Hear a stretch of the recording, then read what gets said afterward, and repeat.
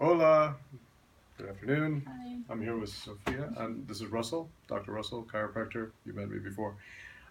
So we're here today to talk about her story and trigeminal neuralgia, which, as people know, it can be very terrible suffering. So why don't you talk about your journey so Sure. far?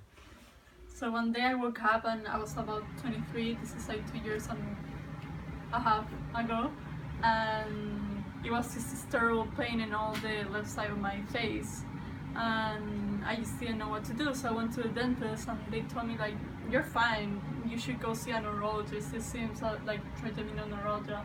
So I went there, and all the doctors that I visited and everybody that I met on that field told me that it was a chronic illness, and it was more likely to start getting worse through the years. And for that period of time, they just recommend me to take some drugs for epilepsy to make it better, but not to solve the problem.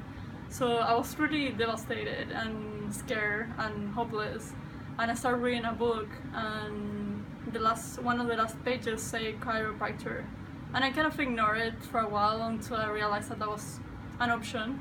And then that's when I reached the doctor, and he helped me and explained me the problem. I don't know if you want to explain it more what you Sure. said. Yeah. So, Mhm. so how long ago it was?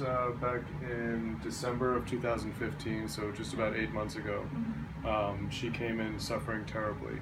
And so we do a series of x-rays where we try and see if the upper neck is lined up the way it's supposed to be. So for example, there's something called an upper cervical subluxation complex. And you can see, I don't know if there's a glare or not, but everything is supposed to line up kind of like crosshairs in a rifle there. You want to see that the bone here is called the atlas, and then this guy should be lined up. And when they're all lined up, then the signal can get through. We have a model here of the base of the brain, the base of the skull rather. This is called the occiput. And then, could you get the door? 1 second. So the occiput here is the skull, and then this is the atlas, and this is C2, and this is called the dens, and this bone here is supposed to line up with that one, nice and straight, and then this is the atlas, and that one should be horizontal. And when they match just like that, what happens is if my fist is like a brain, and the finger is like the spinal cord, it should just sit in there like that, nice and easy, plenty of space. But what happens is if the vertebrae twist or misalign at all, then the spinal cord gets crushed at the top, and it can send all kinds of problems, including what she was suffering, which would be trigeminal neuralgia. So if you come over here, I want you to be able to see her x-ray when she first showed up. Here, this is the dens, the red, and then this tip is the spinous process.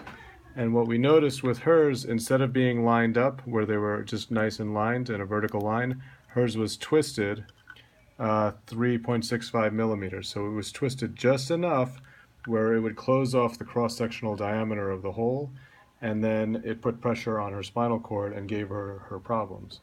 So then why don't you talk about what you noticed after starting care?